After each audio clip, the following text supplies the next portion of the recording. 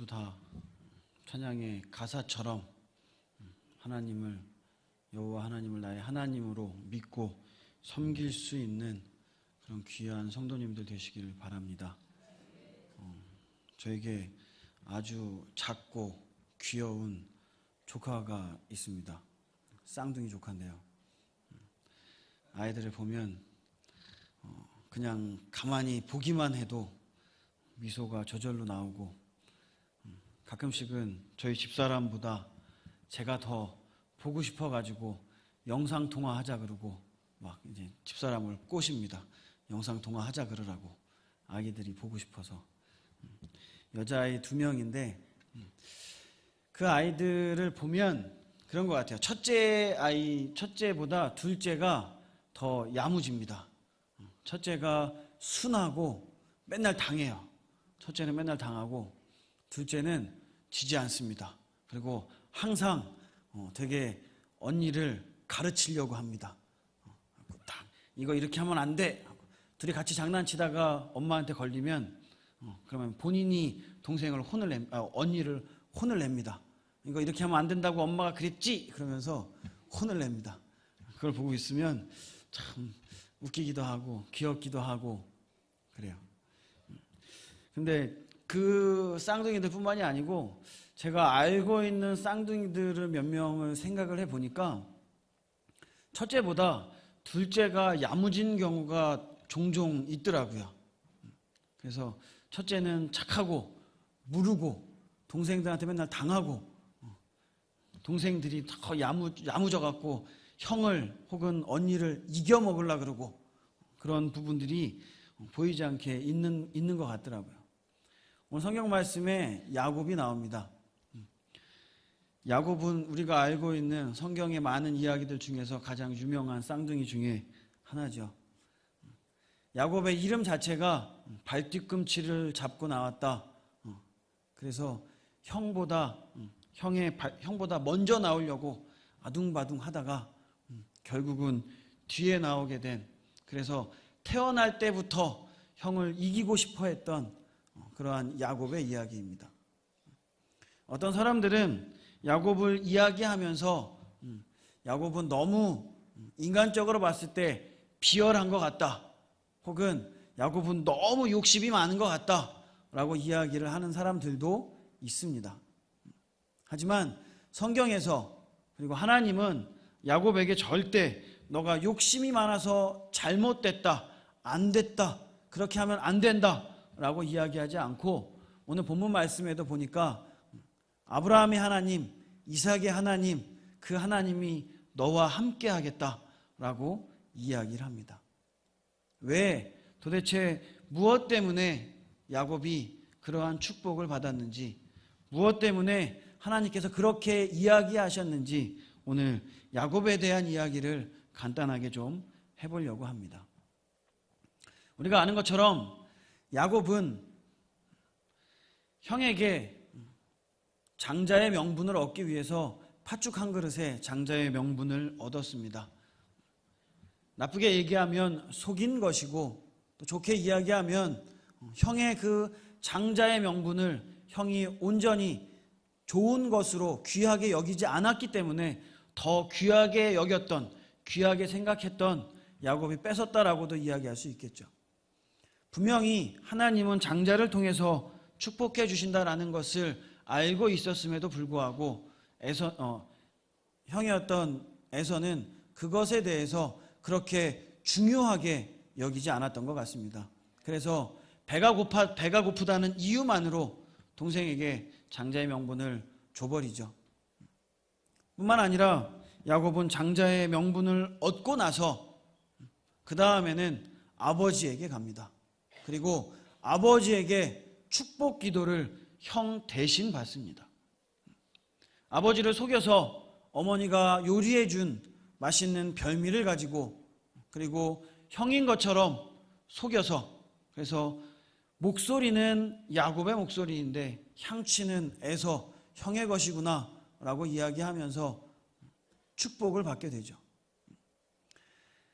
형을 속이고 또 아버지를 속여서 장자의 명분을 얻고, 그리고 하나님의 축복의 기도, 이삭으로부터 하나님께 축복을 받을 수 있는 축복의 기도를 받았습니다.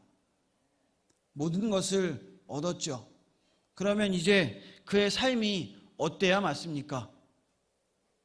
그의 삶이 일단 어찌됐건 장자의 명분을 얻었고 또 축복 기도를 받았으니까 그의 삶이 축복 기도를 받은 그 순간 풀려야 되는 것 아니겠습니까? 좀 더 잘 살아야 되고 좀 더 부유해야 하고 더 좋은 곳에서 더 행복한 그러한 삶을 살아야 되는 것 아니겠습니까? 축복을 받기 위해서 형을 속이고 축복을 받기 위해서 아버지까지도 속였는데 그만큼 하나님의 축복을 받기 위해서 열심히 본인이 할 수 있는 최고의 노력을 다했는데 그 직후에 나타난 결과는 집에서 야반도주한 것입니다. 형이었던 에서가 야곱을 보면서 내가 야곱에게 속은 것이 너무나 분해서 야곱을 죽여야겠다. 내가 내 손으로 야곱을 죽여야겠다라고 이야기하는 그 소리를 엄마가 듣고 엄마였던 리브가가 듣고 그리고 아버지에게 가서 동생을 빼돌릴 그러한 계략을 이야기를 꾸미고 결과적으로는 큰아들을 말린 것이 아니라 둘째 아들을 외삼촌 라반의 집으로 피신시키는 결정을 하게 되었습니다. 축복 기도를 받았는데 축복 기도를 받았으니까 이제 행복해야 하고 축복을 받아야 하는데 그것이 아니라 그는 집에서 쫓겨나는 결과를 얻은 것입니다. 집에서 제대로 부모님과 재미있게 살지도 못하고 부모님이 해주시는 밥을 먹으면서 편하게 지내지도 못하고 어느 한순간 갑자기 형 에서에게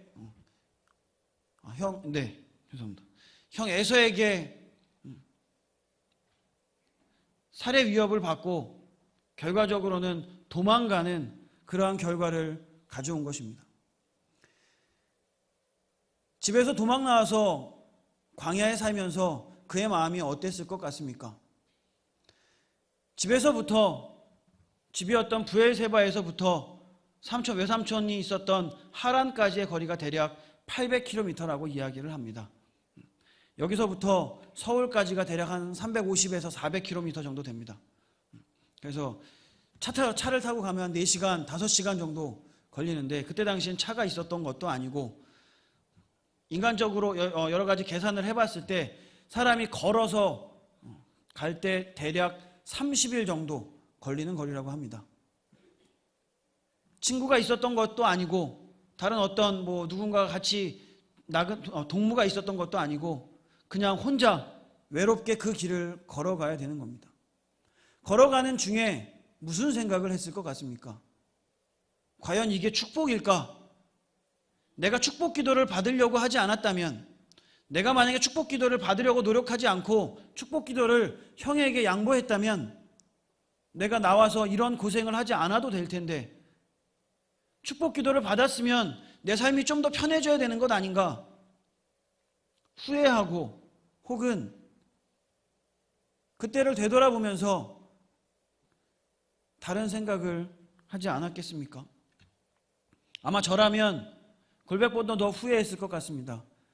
축복 기도라는 것이 무엇인데 하나님의 축복이 도대체 무엇이길래 내가 이런 고생을 해야 될까? 이게 진짜 축복인가? 지금 나는 축복을 받은 것이 아니라 고생을 하고 있는데 이게 진짜 축복 기도를 받은 것인가? 내가 축복 기도를 잘못 받아서 혹시 저주를 받은 것인가? 아마 별의별 생각이 다 들었을 겁니다. 그렇게 혼자 외롭게 길을 가고 있다가 밤에 잠이 들었습니다. 그리고 오늘 본문에 읽은 그 내용이 그의 꿈에서 나타났습니다. 아무도 없는 빈 들에서 자고 있는데 그 자리에 사닥다리가 놓이고 그리고 거기에 하나님의 천사들이 오르락내리락 하며 자신의 머리에서부터 하늘까지 연결되어 있고 하늘에서 소리가 나기를, 오늘 본문 말씀 13절에 보면 나는 여호와니 너의 조부 아브라함의 하나님이요 이삭의 하나님이라. 내가 누워있는 땅을 내가 너와 내 자손에게 주리니 라고 하나님께서 이야기하고 있는 모습을 볼 수 있습니다. 야곱은 본인이 혼자라고 생각했을 겁니다. 야곱은 굉장히 힘들었을 겁니다. 굉장히 외로웠을 겁니다. 축복 기도를 받았음에도 불구하고 혼자 버려진 것 같은 기분, 나홀로 외딴 곳에 떨어져 있는 그 속에서 아마 하나님을 원망하기도 했었을 겁니다. 철저하게 야곱은 본인이 혼자라고 생각했습니다.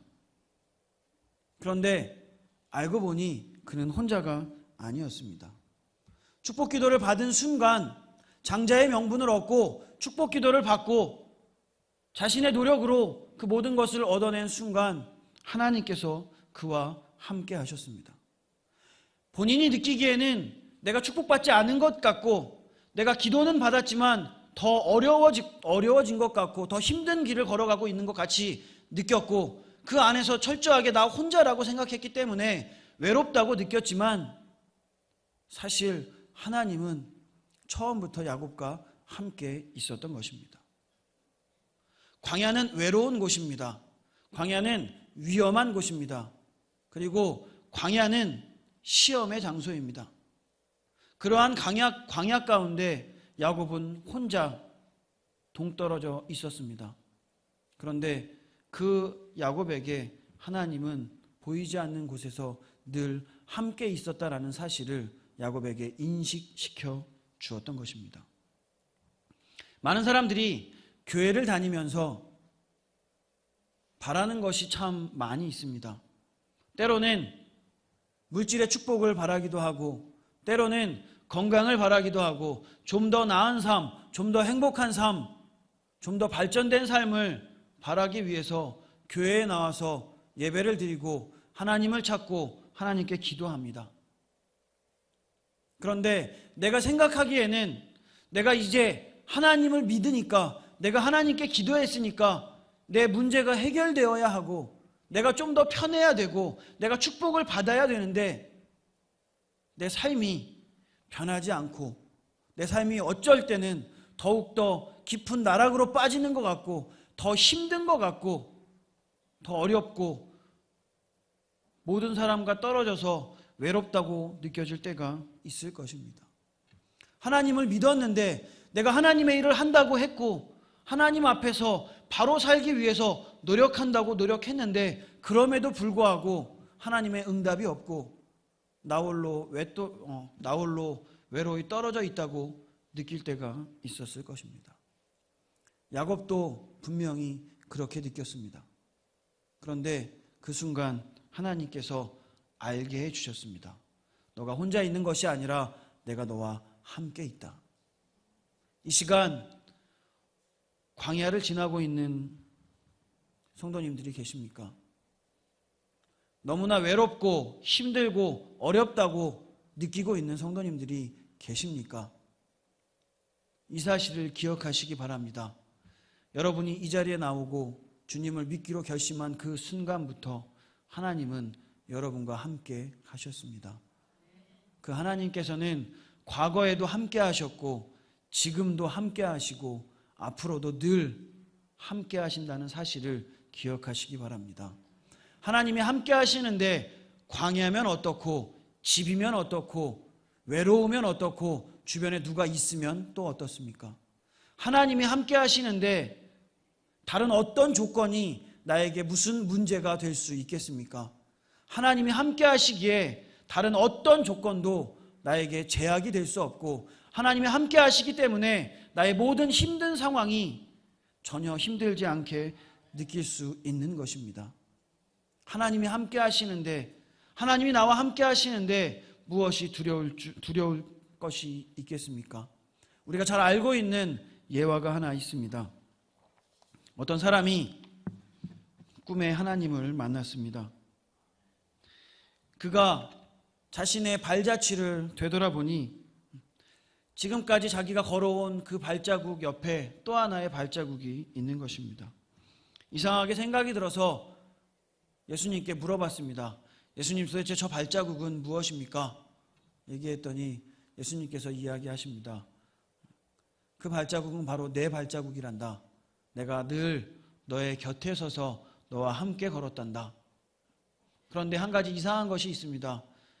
기쁘고 즐겁고 행복한 때를 보낼 때는 발자국이 2개였는데 내가 힘들고 외롭고 어렵다고 느껴질 때에는 발자국이 하나밖에 없는 겁니다.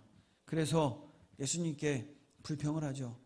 예수님, 내가 기쁘고 즐겁고 행복할 때에는 함께 하셨으면서 왜 내가 힘들고 어렵고 고난의 길을 갈 때에는 나를 버려두셨습니까? 이야기를 하죠. 그랬더니 예수님이 빙그레 웃으시면서 이 사람에게 이야기를 합니다. 뭐라고 이야기를 합니까? 그때에는 내가 너를 업고 간 거란다. 우리는 착각합니다. 힘들 때, 어려울 때 나 혼자라고 착각합니다. 나 혼자 그 힘든 것을 이겨낸다고 생각합니다. 하지만 내가 힘들 때, 내가 어려울 때 주님은 나보다 더 힘들게, 나보다 더 어렵게 나를 안고 걸어가신다는 사실을 기억하시기 바랍니다. 그것이 야곱이 받은 축복입니다. 뒤에 보면 야곱이 많은 재산과 많은 자녀들을 얻었다라고 표현을 합니다. 그런데 그 많은 재산과 많은 자녀를 얻은 것이 축복이 아니라 야곱이 얻은 가장 큰 축복은 바로 베델에서, 오늘 본문 말씀에서 읽은 이 광야에서 하나님을 만난 것입니다. 하나님을 만나고 하나님이 나와 함께 계시는구나 라는 그 사실을 알게 된 것, 그것이 바로 야곱에게는 가장 큰 축복이었습니다. 오늘 이 시간 이 자리에 나온 여러분들에게 하나님의 이 축복이 함께 하기를 원합니다. 예수님께서는 많은 사람들에게, 많은 제자들에게 하늘로 올라가시면서 볼지어다 내가 세상 끝날까지 너희와 항상 함께하리라 약속하셨습니다. 그 약속은 그때 그 사람들에게만 한정되어 있는 것이 아니라 이 자리에 있는 여러분들에게도 적용이 되는 것입니다. 여러분들에게도 이야기하십니다. 볼지어다 내가 세상 끝날까지 너희와 함께 하겠다. 하나님이 우리와 함께 계십니다. 하나님이 우리와 함께 계시는데 우리에게 두려운 것이 무엇이 있겠습니까? 마지막으로 우리가 야곱의 이야기에서 생각해 봐야 할 것은, 야곱은 오늘 이 본문 말씀에서 하나님을 만났습니다. 하지만 뒤에 나오는 이야기에서 20년 동안에 외삼촌 라반의 집에서 고생을 하고 그리고 나서 돌아올 때 이 사실을 온전히 기억하지 못했습니다. 내가 분명히 나중에 나를 축복하셔서 내가 다시 이 자리로 돌아올 수 있게 해주시면 이 자리에 와서 예배 드리겠나이다. 이 자리에 단을 쌓고 하나님께 예물을 드리고 예배를 드리겠습니다. 약속했지만 본인이 잘 살고 자녀가 있고 재산이 많았을 때 그 약속을 잊어버렸습니다. 본인 스스로 하나님을 떠난 것입니다. 하나님은 야곱을 떠나지 않았지만 야곱이 스스로 하나님을 떠나는 선택을 했습니다. 그 결과는 결국 하나님이 어떻게 해서든지 그 야곱을 다시금 그 약속을 지키게 하고 베델로 돌아오게 하셨습니다. 혹 여러분들 가운데 하나님과 함께 하겠다라고 이야기하고 하나님이 늘 나와 함께 계신다라고 알고 있음에도 불구하고 내 스스로 하나님을 떠나서 살고 있는 그러한 성도님들이 계시지는 않습니까? 만약 하나님을 떠나서 살고 있는 성도님들이 계시다면 지금 이 시간 하나님께로 돌아오시기 바랍니다. 하나님께로 돌아오면 주님께서 모든 죄를 용서하시고 받아주실 줄 믿습니다. 하지만 그렇지 않고 내 뜻대로, 내 원대로, 내 생각대로 산다면 하나님께서 어떠한 방법으로 치시든지 다시금 여러분들을 주님께로 돌아오게 만드실 것입니다. 하나님한테 혼나고 돌아오는 것이 아니라 미리 깨닫고 주님 앞에 돌아와서 늘 주님과 동행하기 위해 노력할 수 있는 여러분들이 되시기를 바랍니다. 하나님은 우리를 절대 떠나지 않습니다. 하지만 우리가 때때로 하나님을 떠납니다. 하나님을 떠나는 어리석은 행동을 하지 마시기 바랍니다. 하나님을 떠나지 마시고 늘 하나님과 동행함으로 하나님과 함께하는 축복을 받을 수 있는, 내가 너와 함께하리라 말씀하신 그 하나님의 축복을 받을 수 있는 사랑하는 성도님들 되시기를 주님의 이름으로 축원을 드립니다. 기도하시겠습니다. 사랑이 많으신